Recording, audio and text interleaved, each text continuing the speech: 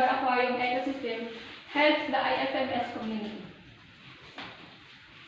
Bilang isang mag-aaral dito sa IFMS, ito ay ang isang river aquarium ecosystem ay magbibigay ng opportunity sa mga member ng IFMS para community na mas maunawaan ang kalikasan ng isang river or ilog.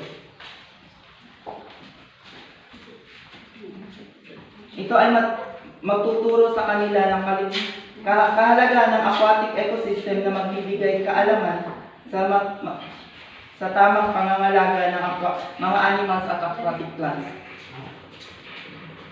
Sa pamamagitan ng pag-observe sa mini-miniature river aquatic ecosystem, ang IFMS community ay magkakaroon ng mas malawak na pag-unawa sa importante ng biodiversity at ecological balance sa ilog. Ito ay magiging daan nila para maging maayos ang river.